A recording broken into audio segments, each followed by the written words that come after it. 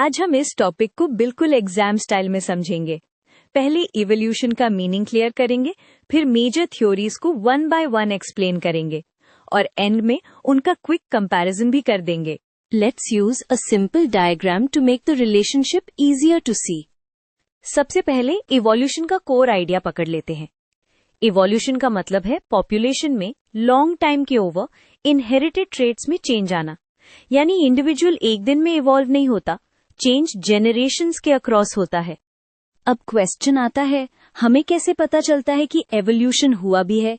इसलिए हम एविडेंस देखते हैं। एविडेंस का रोल यही होता है, थियोरी को सपोर्ट करना with observations from nature and labs. चलो अब थियोरीज पर आते हैं। पहली फेमस थियोरी लमार्क की थी। इसमें की थॉट ये था, ऑर्गेनिज्म अपनी लाइफ टाइम में जो फीचर्स यूज करता है वो स्ट्रॉन्गर हो जाते हैं और जो यूज नहीं करता वो वीक हो जाते हैं। फिर लमार्क ने माना कि ऐसे एक्वायर्ड कैरेक्टर्स नेक्स्ट जनरेशन में पास हो जाते हैं।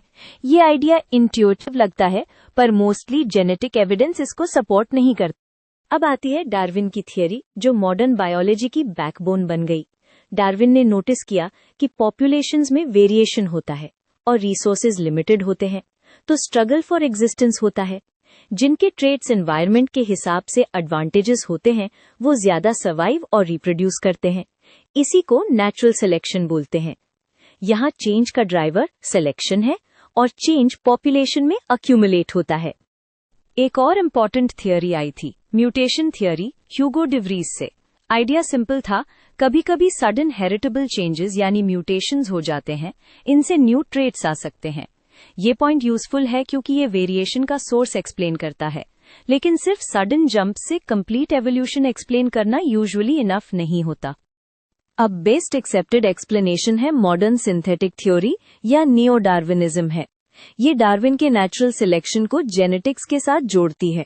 मतलब वेरिएशन आता है म्यूटेशंस और रिकॉम्बिनेशन से, जीन्स पॉपुलेशंस में फ्लो करते हैं माइग्रेशन से, और जीन फ्रीक्वेंसीज चेंज होती हैं सिलेक्शन, ड्रिफ्ट और आइसोलेशन की वजह से। यही चीज स्पीसिएशन को स्ट्रॉन्ग तरीके से एक्सप्लेन करती है। अभी क्विक कंपैरिजन से पिक्चर और क्लियर हो जाती है। लमार्क ने एक्वायर्ड ट्रेट्स को मेन माना, डार्विन ने सिलेक्शन को मेन माना, म्यूटेशन थ्योरी ने सडन चेंजेस को हाईलाइट किया और मॉडर्न सिंथेसिस ने सबको जेनेटिक्स फ्रेमवर्क में इंटीग्रेट कर दिया। एग्जाम में कंक्लूजन में यही लिखना बेस्ट होता है, modern synthetic theory is most widely accepted क्योंकि ये जेनेटिक्स और रियल वर्ल्ड ऑब्जर्वेशन से मैच करती है।